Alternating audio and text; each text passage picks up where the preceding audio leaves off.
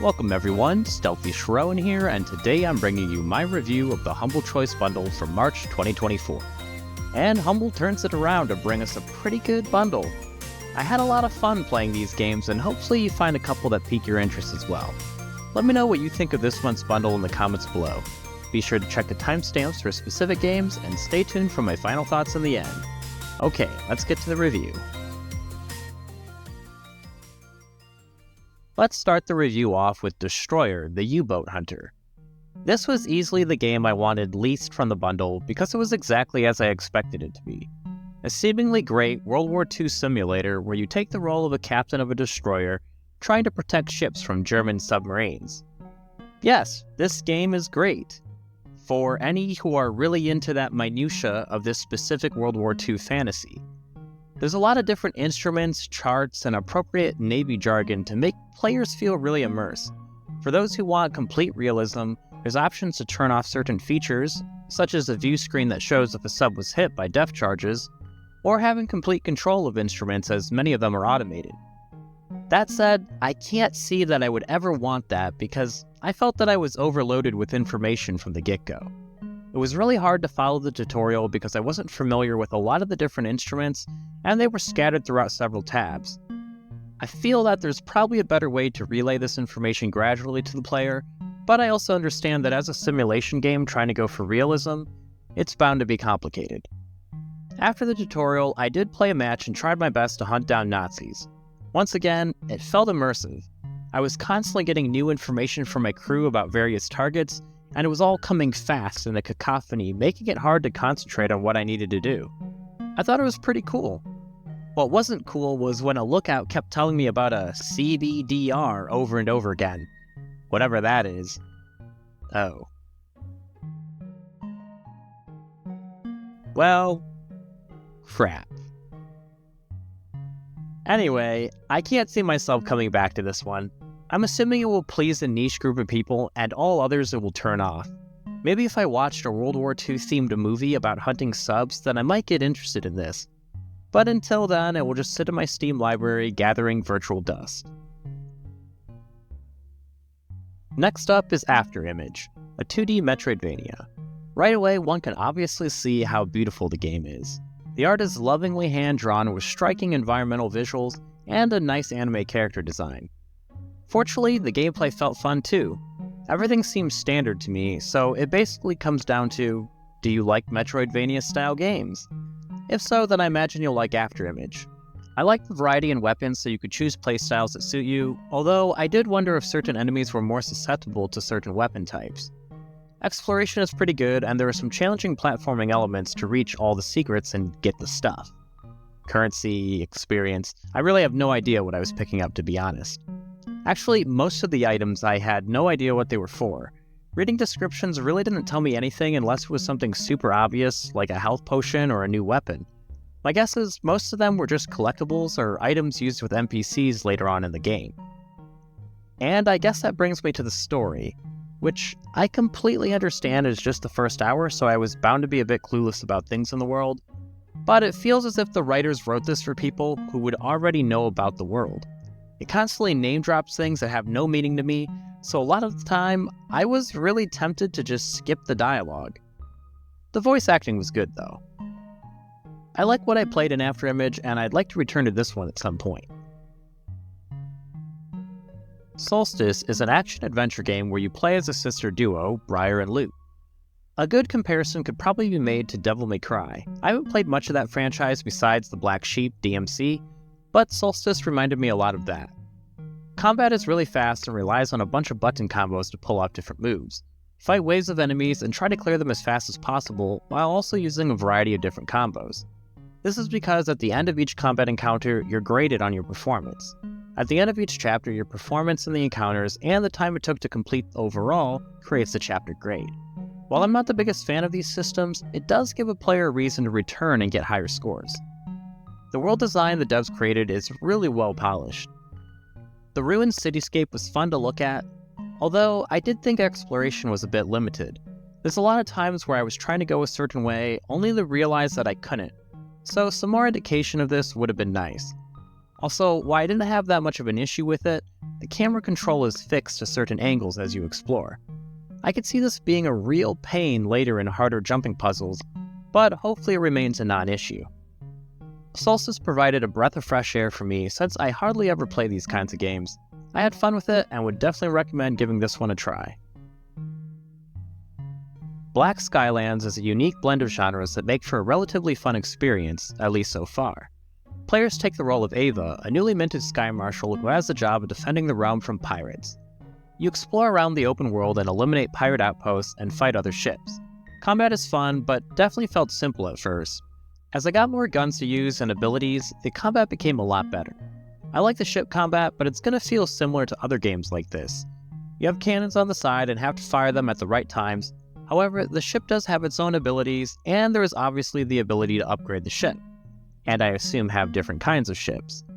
So I expect there'll be a lot more customization for hopefully interesting ships and weapons. The world itself was cool as an array of floating islands and, of course, the airships. Personally, I'm a sucker for steampunk airships, so that had me won over for the game. Actually, I had thought up of a game very similar to this a long while back that I had wanted to make one day, so I was excited about this when it first popped up on my radar. That said, I did have a couple annoying issues with it. The biggest one was constantly falling off a ship or an island. It was way too easy to do, but luckily the game gives a player a grappling hook to latch back on land. The other one was steering the ship. I felt it was a bit clunky at times, especially when reversing. These things didn't really deter me too much though. I still want to play this, and I think it's worth a go if it looks interesting to you. Next we have Citizen Sleeper, a narrative-focused RPG. You play as a sleeper, a human consciousness placed in an android-like casing. You sold yourself and your fleshy body away to a big interstellar company, but have since decided you want freedom from your corporate shackles. Players find themselves in Erland's Eye, a space station that exists outside of the corporation's control. However, safety isn't assured as you're slowly dying due to a failsafe the company installed. Living on this station isn't easy either, so you'll need to spend your time wisely in order to survive. Obviously, narrative is going to be the strongest focus here. If you're someone who doesn't like to read, then you won't find this game enjoyable. However, I think what's written here is well done. Each story beat that I followed had me engaged and wanting to follow up with the next one so I could see what would happen and how it would affect my character. There are a slew of characters to interact with and actions that could be done to keep the player immersed in this sci-fi world. However, it's not a visual novel either in that there are gameplay mechanics in the form of action spending. Every day you have a set amount of rolled dice that can be used on various actions. Higher numbers grant you a better chance of success, while lower numbers can lead to negative outcomes. I liked having to think through how I would spend my limited dice actions and save the higher ones for activities I wanted to ensure success, and gamble with others that I didn't feel as strongly about. I really like this game a lot, which is saying something because normally I wouldn't touch something like this. I'm eager to return to this, and with a 6.5 hour playtime, I might be coming back sooner rather than later. Following that, we have the infamous Saints Row reboot. The game released to really underwhelming reviews, with many saying it didn't feel like past games in the franchise. And I guess it had its own slew of bugs on launch that didn't help things. When Epic gave this out for free, I picked it up because I thought it would at least be fun to play co-op with my wife, as we had done with a bit of Saints Row 3 and the entirety of 4. However, I never got around to playing it until now. And I know this is going to be an unpopular opinion, but I didn't mind it. But I'm coming from a place where I never really cared for the stories or characters of Saints Row. To me, the game was just a fun sandbox to do ridiculous stuff. Actually, I liked 4 a lot better despite many saying it wasn't as good as 3, because we had superhero powers in 4. So for me, many of the things people were upset with in this game weren't really an issue. I mean, is it ridiculous that people are turning to criminal activity in order to pay student loans? Yeah, sorta. But I guess I don't really care. So the question becomes, does it hold up gameplay-wise for me? Well, yeah, I think so. The shooting and driving seemed to be what I remembered, and it was serviceable. I think the issue that I have is that it felt so much like I was playing Saints Row 3 or 4, rather than a game released last year. Animations and character models seemed especially dated to me. I know I'll only play this with my wife, so obviously playing with someone is going to make the game more enjoyable. But I think if you're not that invested in the Saints Row franchise, then you might actually find this game fun. Or at least not as much of a train wreck as others might suggest it to be. Coming close to the end of the bundle, we have Nioh 2. I've wanted this game for a long while, and now all this time of holding out has finally paid off. Nioh 2 is a Team Ninja Souls-like game that takes place during the Sengoku Jidai in Japan, but with yokai terrorizing people as well as the local warlords and bandits. You start by creating your character and selecting weapons and a guardian spirit that apparently affect your starting stats, and then you're thrown into it with a very limited tutorial. I mean, this is a Souls-like, but I guess I expected a bit more since the game's combat wants to be a bit different from FromSoftware's brand of the genre. I mean, there were codex help pages you could read which helped explain things a bit, and I suppose there is a training ground that I could have used but didn't, so maybe that's on me.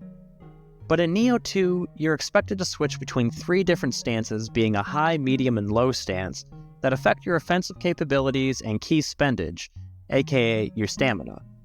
Along with that, there's this mechanic called a key pulse that you're supposed to do at the right time in order to gain back some of your spent ki. If you're perfect with the pulse, then you can get back a big boost to your ki and keep wailing on your enemy. I found trying to switch stances, pressing a button to recover ki, and fighting all at the same time really difficult to pull off. Or in the case of the key pulse, constantly forgetting it was even a thing. I've been playing Elden Ring again recently, so my muscle memory for Souls-like was very hard to break, and to be constantly pressing a combination of buttons throughout a fight was kinda stressful and different from what I'm used to. I did like what I played though, but keep in mind, there will be a learning curve. I'm sure whenever I return, I'll learn to get good, but it will just take a bit more time to get it. Finally, we have Warhammer Age of Sigmar Realms of Ruin, a Company of Heroes-inspired real-time strategy.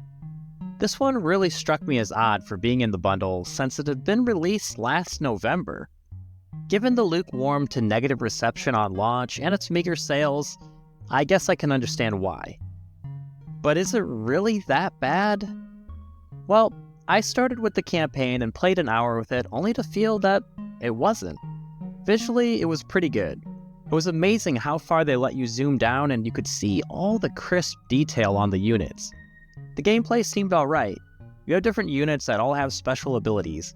Combat in these types of RTS games is less about base building and resource management, and more about micromanaging each skirmish. After playing a couple missions in the campaign, I was a bit confused as to why it was received so negatively. So, I decided to play a bit longer and ran a couple 1v1 skirmish matches with the AI. And yeah, I started seeing problems. The most annoying of all is that units will do absolutely nothing when they're being attacked unless I give an attack order. What the heck is up with that? And as far as I could tell, there was nothing to change stances like in Age of Empires, so many of my units died because of their outright stupidity and me not being able to attend to every little fire. That aggravating bit aside, I also didn't like how melee combat locked the unit. I suppose this was supposed to be the same as the suppress mechanic in Company of Heroes. However, I don't think it works quite as well here. So if your units are in a protracted melee, you can't have them pull back so that they don't get rained arrows on, or to regroup with reinforcements. I think there should be an option to disengage, but maybe they're a bit more vulnerable instead of only having options to let them die, or full retreat all the way back to the mustering point. My last gripe with the game is admittedly probably my own ignorance with Warhammer Age of Sigmar, but I really disliked how similar all the units looked, at least zoomed out. It was a bit hard to determine what was what, but that would probably be alleviated with more playtime. I'm assuming that the units look like their tabletop and miniature counterparts, so this probably wasn't something the devs could really budge on for visual clarity. Anyway, it has problems. It's not a bad game, but it's not on the same level of Company of Heroes, which I think has been a hard bar to reach for any imitators of this style of RTS. I'd still recommend giving it a try, especially if you like Warhammer. Okay, let's wrap this up and see if this bundle is worth it or not. I based my rating solely on whether I thought the game was worth playing on about an hour or so of hands-on gameplay. Also, I'd be grateful if you could please give the video a like if you're enjoying it, because that really helps me out with the YouTube algorithm gods. Overall, this was a great month. I had 4 games off my wishlist with Nioh 2, Afterimage, Citizen Sleeper, and Black Skylands. I can't remember having that many games from my wishlist in a bundle, so I got super lucky this month. And the rest of the lineup isn't bad, with no real absolute stinkers in my opinion. For those looking for a bargain, then I'd say this is a great month as well. I mean, Humble Choice is always a good bargain if we're just looking at cost, but this month especially with big AAA titles and even Soulstice coming in at 40 USD. But enough about that, let's get into the recommendations. Starting with the must-plays, we have, well, nothing actually. I guess there was a bit of a caveat with calling this a great month. I liked many of these games, but none of them really stood out to me as something that I'd want to jump into right away after my hour with each of them. Some didn't impress me as much as I thought they would, and others I think are just a bit niche to wholeheartedly recommend. I know it seems weird, but that's just how I felt. However, the strong recommendations tell a different story. Here we have Nioh 2, Citizen Sleeper, Soulstice, Afterimage, and Black Skylands. Nioh 2 brings something new to the Souls-like genre, and this may be a bit dividing, but I think it's a refreshing take. And I'm a sucker for the setting, so that gives it an extra plus for me. Citizen Sleeper is a great narrative RPG with a unique action spending system that brings with it hard choices mechanically, and I'd imagine narratively as the player progresses through the story. Soulstice was a really fun hack-and-slash action game that I think fans of Devil May Cry will enjoy. It controlled well and was nice to play something outside of my norm. Afterimage was an aesthetically pleasing Metroidvania with decent gameplay. The story may or may not be good, but if that doesn't bother you, then I definitely recommend it. Finally, Black Skylands was a bit on the edge for me with this, but I ultimately placed it as a strong recommendation because I like the entirety of the airship aspect to the game, from the fighting to the potential for upgrading and sailing it through the clouds. The ground combat was a bit underwhelming, but I'm hopeful that it will continue to shape up as the game progresses. In the week recommendations, we have Destroyer, the U-Boat Hunter, Warhammer Age of Sigmar Realms of Ruin, and Saints Row. I contemplated putting Destroyer in Don't Bother With, but it really seems like a solid game. As much as I know that I wouldn't return to this game, I also know all it would take is for me to watch a good World War II movie about submarines or hunting submarines, and I would be all over this game for a bit trying to figure it out. Realms of Ruin sits here because of the aforementioned issues, but I think there might be a decent Company of Heroes style RTS in here, especially with future support from the devs. And Saints Row made it here instead of Don't Bother With because, well, I actually found it fun, as I mentioned. I'd say it's good for a co-op playthrough at least, but if the story is a contentious point for you, then yeah, don't bother with it. And that wraps up my thoughts on this month's bundle. I like the change in course from last month, and I hope it continues into April. Do you agree with my thoughts? What games, if any, are you looking forward to playing? Let me know what your thoughts are, or if there are any different recommendations you'd make in the comments below. I hope this video helped you in some small way, and if it did, then please consider leaving a like, comment, subscribe, or whatever it is you feel like doing. Thanks for watching, and have a nice day.